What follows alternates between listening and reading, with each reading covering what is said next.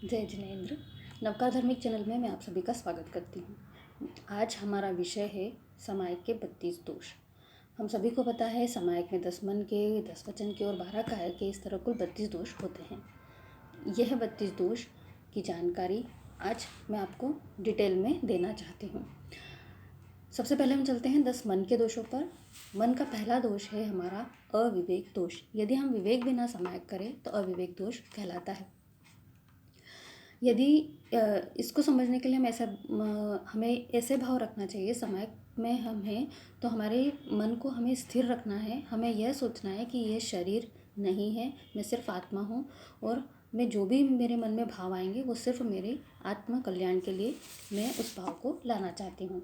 अब इसमें एक एग्जांपल और समझ सकते हैं कि मान लीजिए हम समायक करने बैठे हैं और हमारा फ़ोन बज जाता है तो हमारे मन में ये चिंतन चलता है, अरे किसका फ़ोन होगा, कहीं ऐसा तो नहीं मेरा कोई सीक्रेट फ़ोन तो नहीं है, कोई दूसरा नहीं उठा ले। इस तरह के भाव यदि हमारे मन में आ जाते हैं तो वहाँ अविवेक दोष कहलाता है। दूसरा दोष हमारा है यश कीर्ति दोष। यानी यदि हम हमारी खुद की प्रशंसा करने के लिए, यश कीर्ति बढ़ाने के लिए समायक कर रहे हैं तो वह दोष यश कीर्ति दोष कहलाता है। जैसे कि यदि किसी ने 4 या 5 समायक कर लिए तो वो बार बार अपनी तारीफ़ के लिए बोले कि मैंने 4 समायक की, 5 समायक की। इस तरह का मन में अपने को भाव नहीं लाना चाहिए। ये भाव रख कर भी समायक नहीं करना चाहिए कि मैं तो आज 4 समायक कर लेती हूँ फिर मेरी बहुत तारीफ़ होगी। ऐसा भाव हमारे मन में नहीं आना चाहिए। तीसरा दोष है लाभावांछा दोष।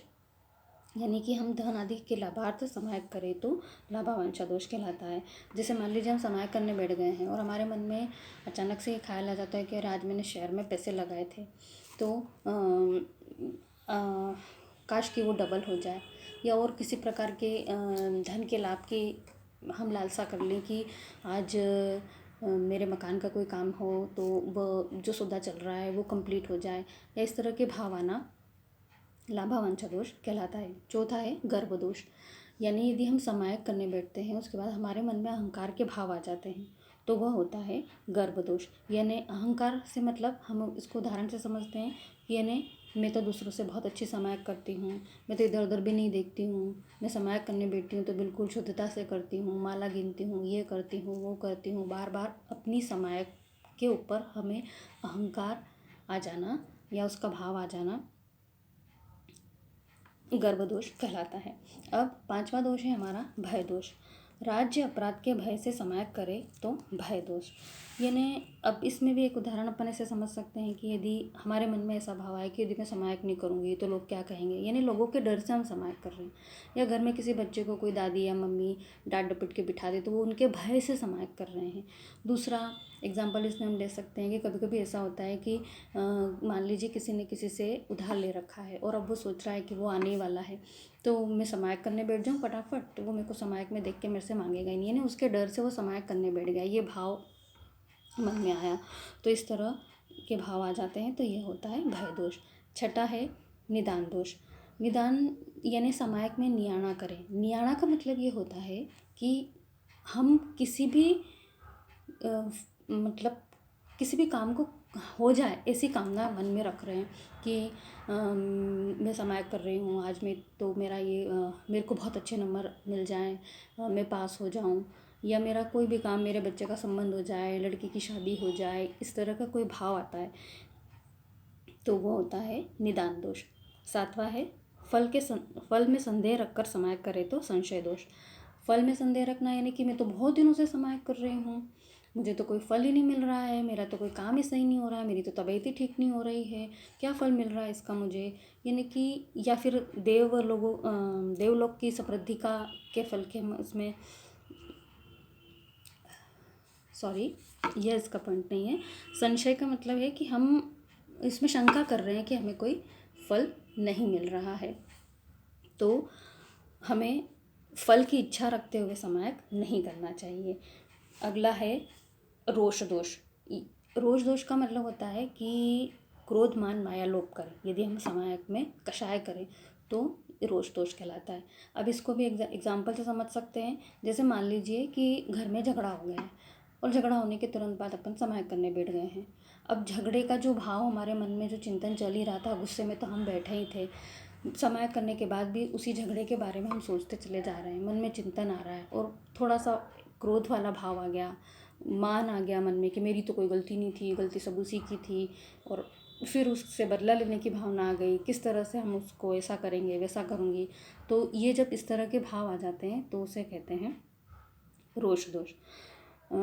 नवा है अविनय दोष। विनय पूर्वक समायक न करके तथा समायक में देव गुरु धर्म की अविनय अशातना करते हैं तो हमारा यह अविनय दोष कहलाता है। कहने का मतलब ये है कि यदि हम कहीं पे भी घर पे बैठे हैं या किसी गुरु भगवंत या स्थानक में बैठे हैं, गुरु भगवंत के सामने, साधु साधु जी के सामने बैठे हैं, तो वहाँ हम यह मान कर बैठें कि यहाँ पर भगवान है।